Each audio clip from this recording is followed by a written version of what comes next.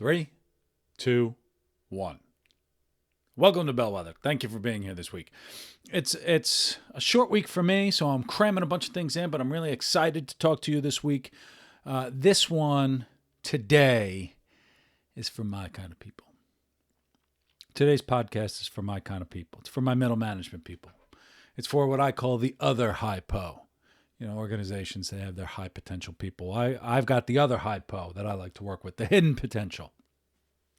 Those are my peeps. And this one's for you. I've been working a lot with organizations as we're coming out of this pandemic.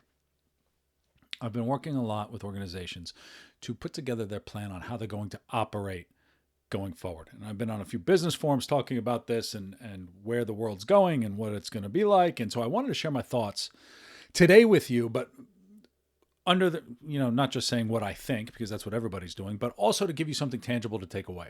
And I want to talk about the whole new workplace that we're going to have, the fact that there are three things that you're going to need to know to be successful in the new economy. And if you could focus on one of these areas, that would be a really good head start. And I thought about this episode because I was going to do this episode for corporate. I was going to say, these are the things you need to teach your employees. But as I step back and think about it, you say, all right, it's going to be forever before corporate actually catches up to this. So for you, the people, I would say start working on these things so that you could be ahead of the game. It's like in Moneyball. You put yourself in a position to be successful. You don't hire a person who can hit a home run once every 10 times they get up to bat. You get the people to be sitting on third base for all of the singles so that you could score more runs because there are more singles in a game. So put yourself in a position to be successful. And that's what I want to talk about today. So first and foremost, where's the economy going and what does that mean for your company? I'm not going to get into microeconomic stuff, but here's what I see happening in the workplace that's really not beneficial, but impactful to you. I see a lot of places, doesn't matter that you're going back into the office or not, that's kind of irrelevant. It doesn't matter, where your manager is going to be sitting or can you work from home. It doesn't matter. None of that stuff really matters. It's all, I consider it to be a distraction. What matters is that the way businesses think about people is what's changing. And they are taking a look at how expensive people are to get things done and do they need to restructure the way that things happen. And what I see happening in the next few years is going to be an iterative process. But what I see is organizations moving away from either a bunch of full-time employees to more contract-based people. Now, you may be there full-time, but you're still going to be a contract-based person. What do I mean by that? It means that job roles are going away. You're no longer going to be a director of operations. You're no longer going to be a program manager in marketing. Titles really are going to be kind of irrelevant. What's going to be relevant is going to be your skill set. And organizations are going to say, how do I piece together people by project so that we could be fast enough and nimble enough? Give me the best Excel person. Give me the best marketing writer. Give me the best internal communications person. They're going to put together these people for projects. And it's going to be your responsibility, people, to position yourself to get the projects you want to work on. It's going to be very different. It's going to be very entrepreneurial, and it's pretty wild. I know from the high-end level of C-suite level executives, they're going to change in a really big way. Most C-suite people are going to go back to like a 2-day-a-week thing where you can almost rent a chief technology officer for 2 days a week who could put together the strategy and then have other people who are going to be full-time to execute, right? Your really expensive C-suite type of person isn't going to be there 5 days a week because they don't necessarily have to be. And they may work for multiple companies. They may, farm themselves out almost on a project basis as well. So this is going to be a whole new way the world is going to operate from a business perspective. That's my vision of what's going to happen. And you heard it here first, mid-April 2021, when it happens, come back and tell me I was right. Because I love hearing that when I was right. It's going to take a while. It's not going to happen overnight. Okay, so we know that. But if roles are going away, and competencies are what's important, regardless of how or when that happens, there are three competencies that will separate you from everybody else. And when I talk about these three, I'm talking to you as an individual on what you can do to improve your chances of being successful in an organization, of bringing value to that organization, to articulate your value to that organization, one. And two, I'm speaking to you companies. These are the skill sets that you should be teaching your people. When you go look at your learning and development people and they come back to you and say, let's talk about the neuroscience of the hippocampus and your emotions at work, that's not moving your needle. All right. So neuroscience has an organizational psychology. Yeah, they give some value, but we shouldn't be doing classes for people on this. That's not the point of it. There are three things you should be teaching your people from a competency standpoint. And you should upend your entire L&D program to focus on these three things, because this is all that matters. And most of my seminars and workshops for corporate are going all in on these three. This is it. This is the future. Okay. So number one, let's talk about these three. The future of the economy is based on skills. And the skills, real skills, better than Napoleon Dynamite skills. We're talking about three things: strategic planning, executive communications, and adapting emotion. Okay, so let me explain to you what that means. First and foremost, strategic planning.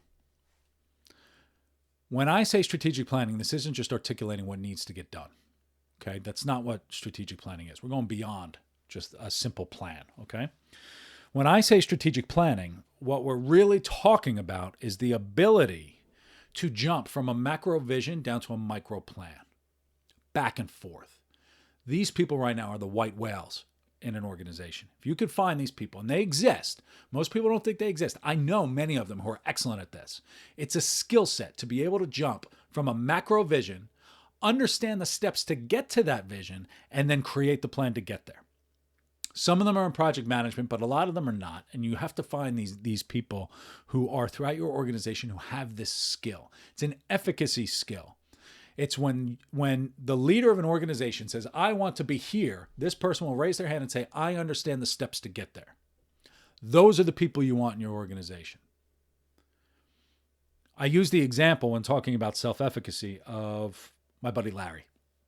Crazy Larry. Crazy Larry is the most self-efficacious person on the planet. Everything he touches turns to gold, and he understands everything. Crazy Larry, one of my best friends, signed up to do a half Ironman with me. Now, I've done triathlons for fun, whatever. So he's like, yeah, I want to do one of those. Okay, I'll do that, whatever. Ironman sounds cool. Signs up, and he says, all right, so what is this? And so I said, okay, well, you got to swim, you got to bike, and you got to run. He said, oh, okay, well, I don't know how to swim. So he signed up for an Ironman, not knowing how to swim. Didn't sweat it. What did he do? He said, all right, so I got to learn how to swim. I got to buy a bike, and then I'll go. And then he did it, and he beat me. He understood the steps. He's one of those people who could just break everything down to say, okay, I have a year to do this. Got it. I have to learn how to swim, and then I will practice. I have to get a bike, and then I will practice. I have to buy running shoes, and then I will practice. And he understood what it was. He downloaded a little training plan, and he just executed. Self-efficacy, when we talk about it, and it's so many of my clients, I'm working with them on this, is understanding and believing in your ability to execute on the steps to get you to where you want to be. It's not self-confidence. It's not self-determination. It's like all these things are kind of a component of it. You want your people in your organization to see a big picture, understand the steps to get to that picture, and then build a plan to get there. That is a skill set that needs to be taught. People are not being taught that in your organization. Okay, so that's number one. When I say strategic planning, you got to put together your plan. Then once you create the plan, you have to communicate the plan. So let's talk about communicating the plan. Executive communications is a disaster area. It's close to my heart because I used to be a communications person.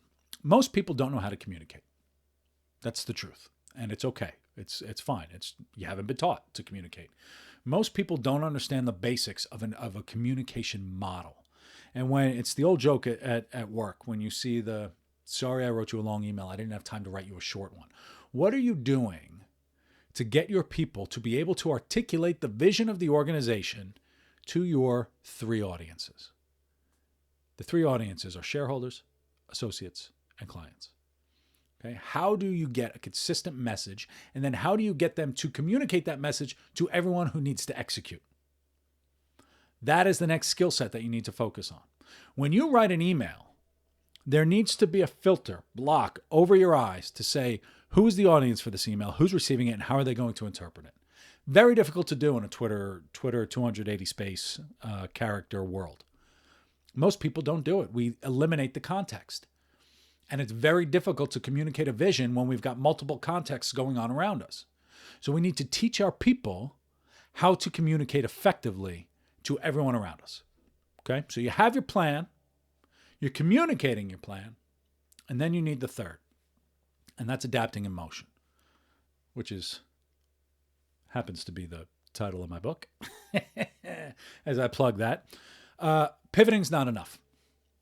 Okay? The new buzzwords, everyone's got to pivot. Let's pivot. Let's pivot. Let's do this. It's like one of those business school things. Like everyone talks about a minimally viable product. If I hear that one more time, I'm going to vomit. You hear about it all of the time. And pivoting is not enough in the new economy. It's just not.